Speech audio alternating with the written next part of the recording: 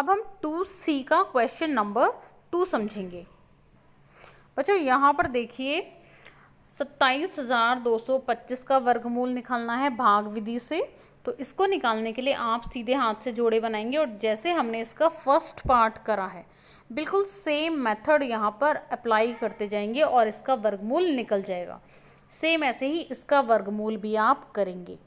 उसके बाद भी अगर समझ नहीं आता है तो आप मेरे से पूछेंगे। अब बच्चों इसका सेकंड पार्ट देखो। सेकंड पार्ट में नंबर है 4937289। ठीक है, 49,37,284 ये नंबर है। कितने डिजिट हैं इसमें? 7 डिजिट। ठीक है, अब इसको कैसे करेंगे? इसको करने का भी सेम मेथड है। यहाँ पर क्या करेंगे, हमने बनाए सीधे हाथ से, यानी कि यहाँ से पेयर बनाना शुरू करेंगे। पेयर बनाया, एक नंबर हमें मिला 84, दूसरा पेयर मिला 72। इसके ऊपर आपको लाइन भी नज़र आ रही होगी, वो पेयर बना के ही लाइन खींची गई है। थर्ड नंबर है 93 और फोर्थ है 4। अच्छा, क्योंकि यहाँ पर 7 डिजिट्स थे तो सभी के पेयर बनना यहाँ पर पॉसिबल नहीं है।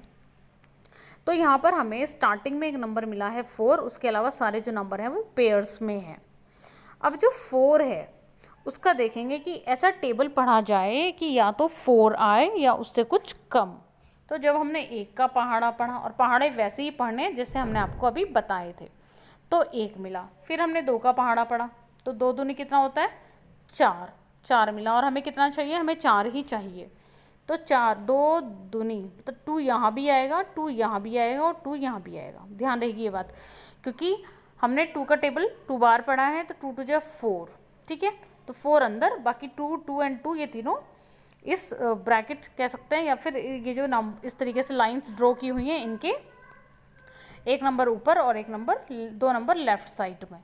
ठीक है, 2 2 जा 4। अब देखेंगे 4 से 4 हो गया कैंसिल। क्यों कैंसिल? क्योंकि सेम नंबर है और अंदर होता है माइनस, तो यहाँ पर ये हो गया कैंसिल। और बाहर की साइड क्योंकि ऐड होता है तो 2 और 2 मिलके कितना हो गया? 2 और 2 मिलके हो गया है 4। ठीक है, 2 2 मिलके 4 हो गया और यहाँ हो गया 0। अब क्या करेंगे? दूसरा स्टेप क्या है? इसके बाद का स्टेप है कि जो दूसरा वाला पेयर है, ये जो बच्चों पेयर है ना, ये पेयर्स में ही नीचे लिखे जाते हैं नंबर। अब इसको हम यहाँ पर नोट डाउन करेंगे, यानी कि 93 जो है वो वहाँ से लेकर के अब हम यहाँ लिखेंगे। तो इसमें ऐसा नहीं कर सकते कि सिर्फ 9 लिख लें या सिर्फ 3, 93 एक साथ ही आएगा, इसलिए आपको यहाँ पर एरो से मेंशन किया हुआ है।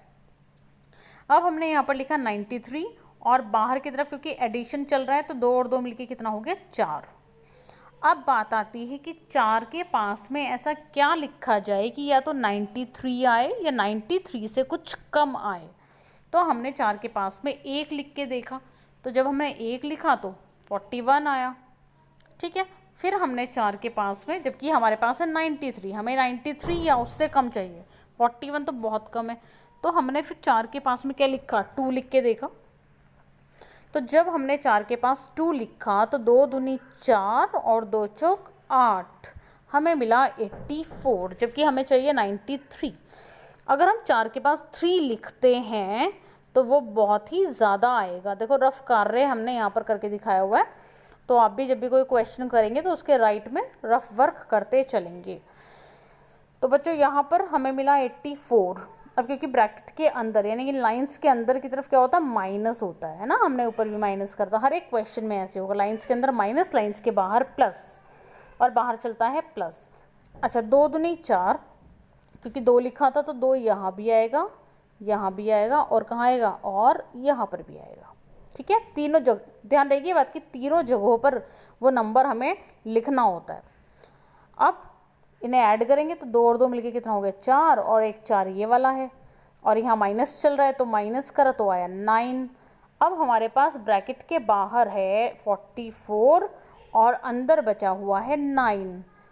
ठीक है, ऐसी कंडीशन में फिर हम नेक्स्ट पेयर को नीचे लिख लेंगे। और नेक्स्ट पेयर क्या है? इस बार किसका टर्न है? इस बार टर्न है 72 का। पहले हमने क्या लिखा था? 93 लिखा था, इस बार अब हम लिखेंगे 72। 72 हमने यहाँ से जो बचा था 9 उसके पास में लिख लिया, तो ये कुल मिला के हो गए 972, 972 हो गया।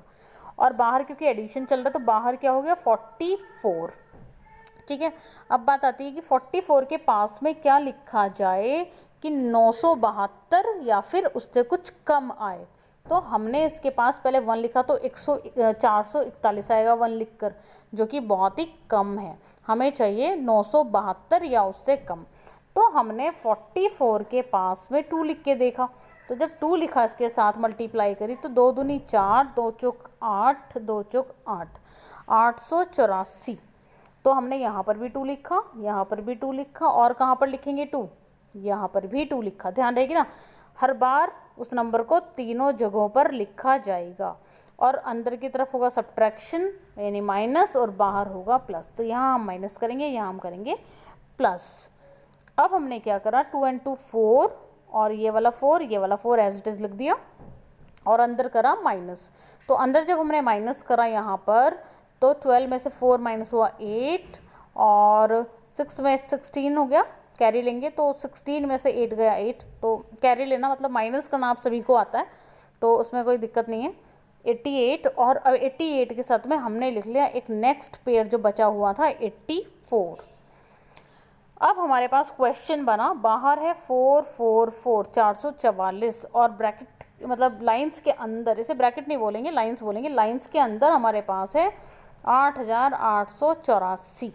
ठीक है, अब बात आती है कि 444 के पास में ऐसा क्या लिखा जाए, 444 के पास में ऐसा क्या लिखा जाए कि हमें मिले 8884। तो हमने 2 लिख के देखा, 1 लिखा तो 4441 आ रहा था, तो बहुत ही कम था।